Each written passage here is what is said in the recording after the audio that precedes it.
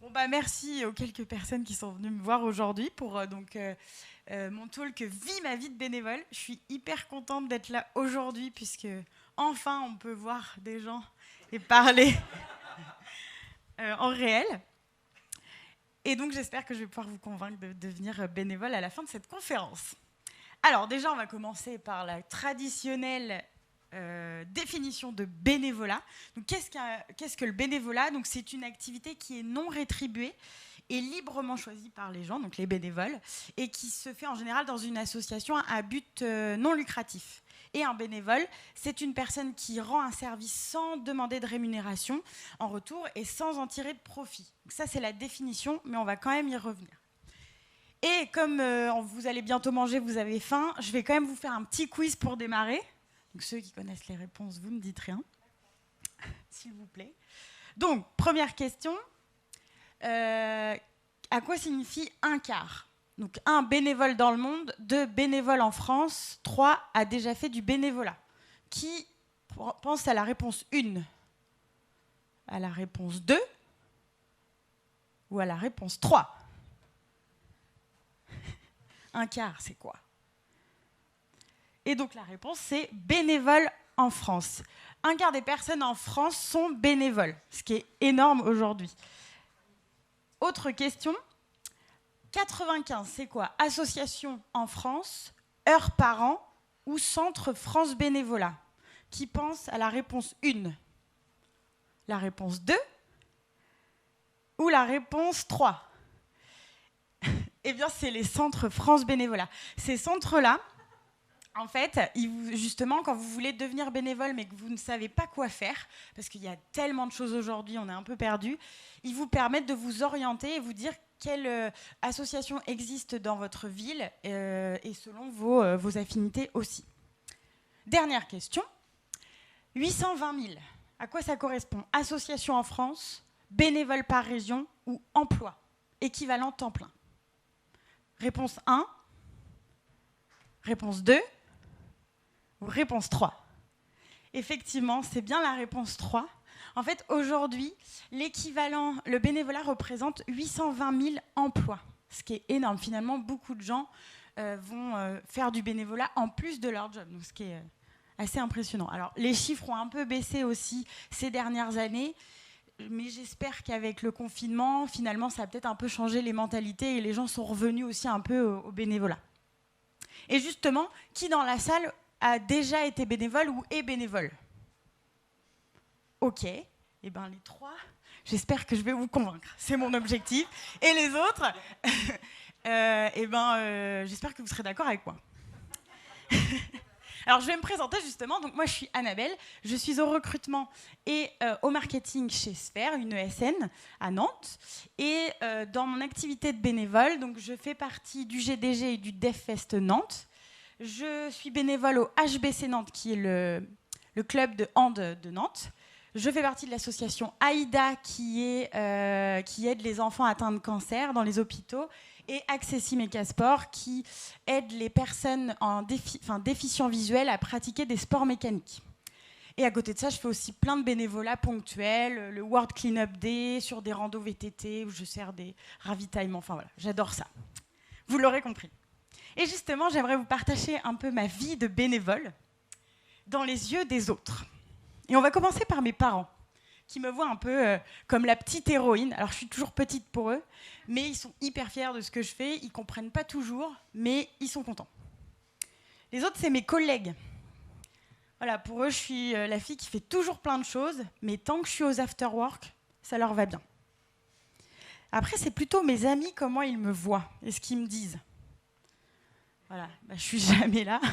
Le week-end, en soirée, j'ai toujours des réunions, des meet-up, des événements bénévoles. Mais c'est comme ça. Et comment la société me voit?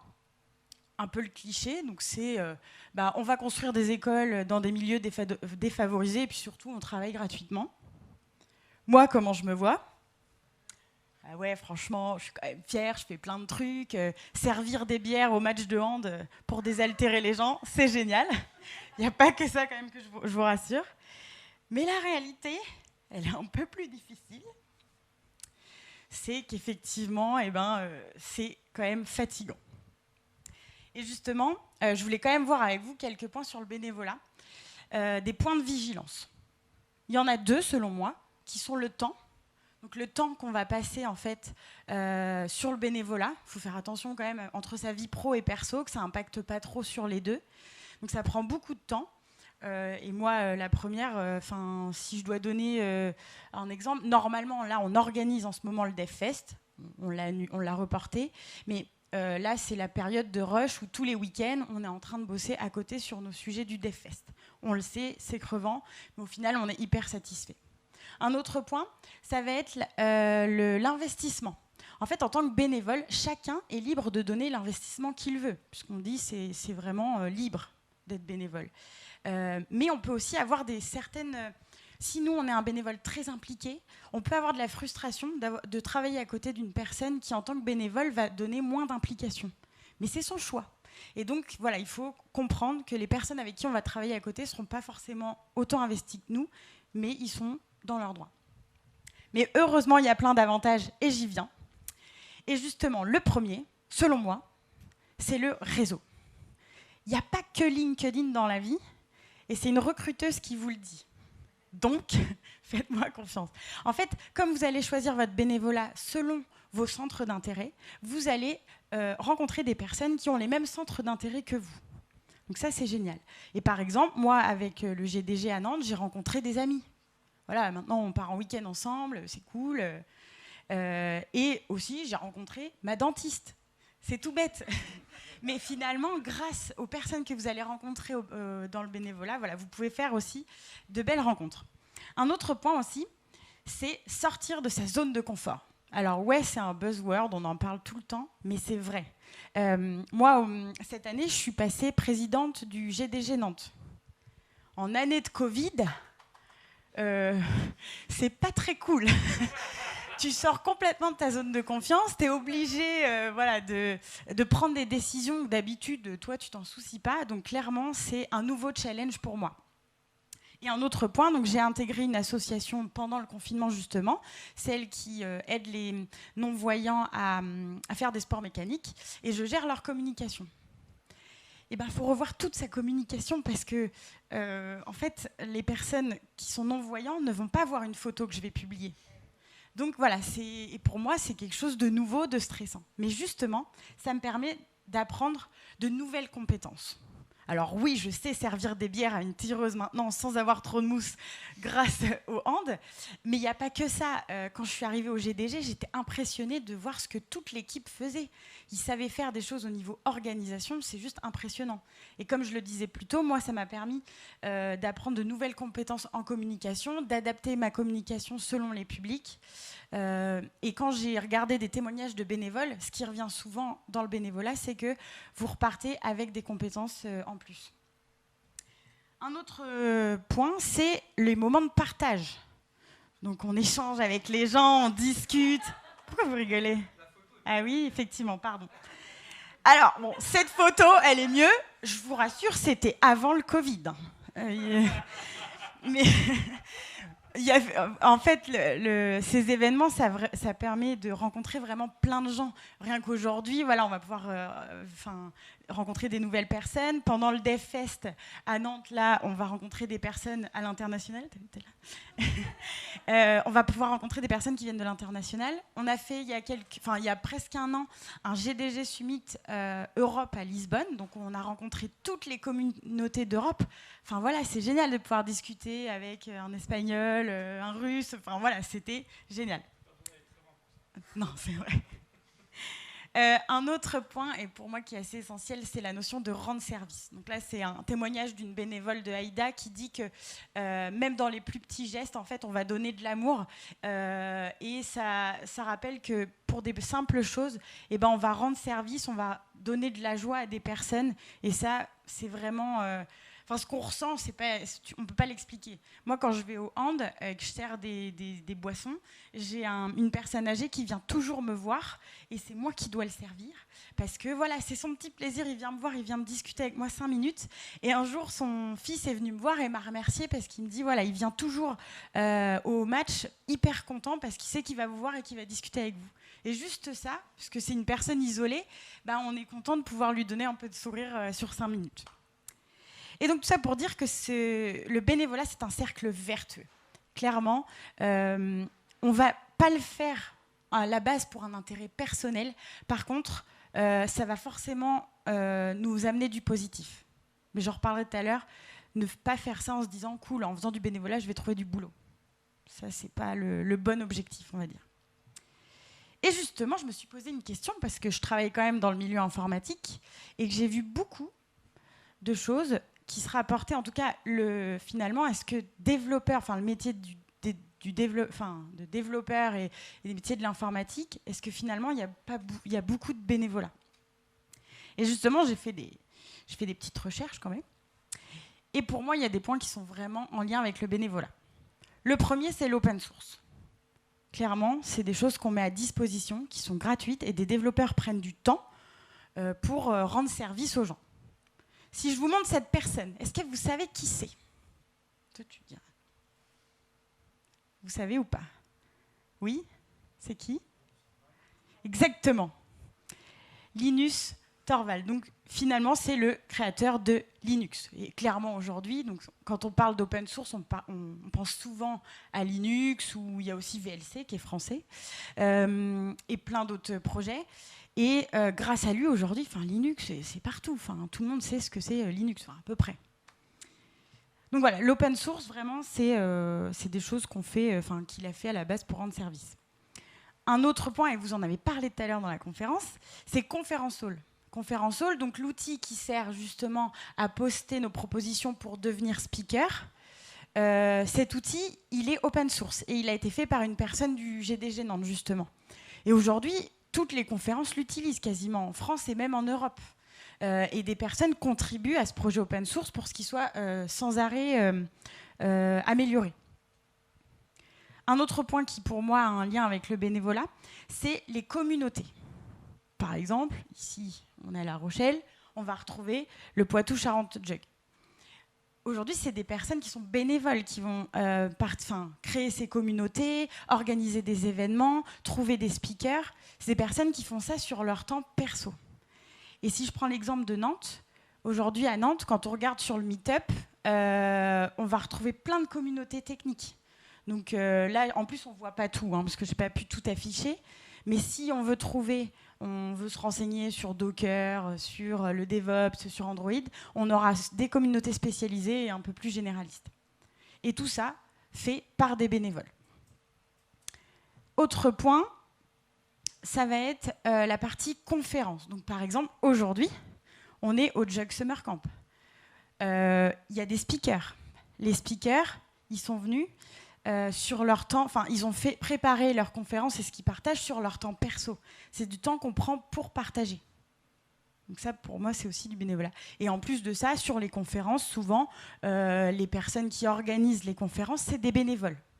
Pas toutes les conférences, mais principalement, les conférences sont organisées par des bénévoles et on prend notre temps. Par exemple, aussi, je voulais dire, sur le DevFest Nantes, parce que les exemples, comme je connais bien, l'année dernière, on a reçu 588 propositions. Toi, Estelle, tu disais plus de 800 sur le Sonytech, pardon. Finalement, c'est impressionnant de se dire que 588 sujets ont été préparés sur du temps perso, juste pour partager et rendre service. C'est quelque chose qui est de plus en plus présent et dans les mœurs au niveau IT. Un autre point, c'est le contenu. Aujourd'hui, vous avez une chance énorme d'avoir énormément de contenu, justement, en tant que développeur ou dans l'IT pour apprendre des choses, des formations, des webinars, des articles de blog, des vidéos, et j'en passe, des podcasts. Il y a beaucoup de choses. Et même moi, je m'en sers pour apprendre à connaître les développeurs que je recrute et avec qui je travaille. Je vais lire des articles, alors pas trop techniques non plus. Mais voilà, j'ai la chance de pouvoir me renseigner là-dessus. En RH, c'est pas ça. Enfin, ça commence à changer. Mais il faut être conscient que dans votre domaine, c'est impressionnant tout ce qu'on peut trouver. Et quand j'ai justement un nouveau collègue qui arrive chez Sphère, je lui fais toujours une interview pour savoir quelle est sa veille, pour me renseigner sur ce qui l'intéresse, ce que nous, on peut mettre en place. Et finalement, à chaque personne, la veille est différente. Il y en a un qui va plus regarder des vidéos, d'autres des articles. Mais il y a un contenu assez impressionnant. Et je voulais aussi en venir au contenu. Pourquoi vous passez de l'autre côté, donc du côté speaker ou écrire des articles, etc. C'est qu'en plus de vous, ça va vous permettre d'apprendre plein de choses. Parce que vous allez écrire un article sur un sujet, mais finalement, comme vous voulez faire un truc propre, etc., vous allez encore plus creuser le sujet. C'est comme quand vous faites une anti-sèche. Mince, j'ai un examen demain, j'ai pas appris mon cours, je vais me faire une anti-sèche. Et finalement, en faisant votre anti-sèche, vous avez appris votre cours. Et vous cartonnez à l'examen. Bon, ça marche pas toujours. Mais en tout cas, c'est comme ça que je le vois. C'est qu'en faisant tout ça, finalement, ce qui vous revient, c'est que vous allez apprendre encore plus. Et donc, j'en reviens encore au cercle vertueux. J'ai discuté avec pas mal de développeurs au DevFest Paris dernièrement. Donc, c'était en février. C'était il y a longtemps. Mais j'ai rencontré, donc, par exemple, François Beaufort, qui est chez Google. En fait, il me racontait que lui, tous les matins, avant Google, il arrivait 1 heure plus tôt au boulot pour contribuer à des projets open source de Google. Je crois que c'était Chrome. Voilà. Donc, tous les matins, il allait contribuer sur Chrome, mais il a fait ça pendant 1 an, sur son temps perso. Et un jour, Google l'appelle et lui dit on veut te recruter. Et alors que lui, il ne le faisait pas du tout pour ça. Mais clairement, ça peut être ça l'exemple. Et j'ai discuté avec un collègue aussi qui, lui, est depuis 7 semaines dans l'équipe Electron, pareil au projet open source. Et en fait, à la base, il a commencé à contribuer en traduisant de la doc en français. Et aujourd'hui, il est dans la team Electron. Et lui, il m'a dit, ça m'a permis plein de choses, de rencontrer des gens, d'être plus fort techniquement, d'apprendre plus de choses techniquement. En fait, tous les avantages que j'ai cités avant, il me les a donnés, lui, sur cette partie open source. Donc, il y a vraiment beaucoup d'avantages à passer à faire du bénévolat. Et justement, pour conclure, donc, le bénévolat, vous n'êtes pas obligé d'en faire dans l'informatique. Clairement, vous pouvez en faire dans tout domaine. Et comme je vous l'ai montré, il y a énormément de choses à faire. Il y a même des associations qui existent dans des domaines. Je ne pensais pas que ça existait. Mais en tout cas, voilà, si vraiment vous avez envie de creuser, vous pouvez aller donc sur France Bénévolat ou demander à votre entourage. Ou alors, du coup, vous lancer plutôt dans les communautés, etc. Et vraiment, pour moi, ça va vous apporter que du positif. Mais rappelez-vous qu'il ne faut pas le faire à la base en se disant ça va me donner du job, je vais apprendre de nouvelles compétences. Il faut vraiment le faire en mode je vais rendre service. Voilà, selon moi, c'est ce qui est le plus important. Donc j'espère que je vous ai convaincu et que vous allez passer le cap en sortant par la porte. Merci à tous.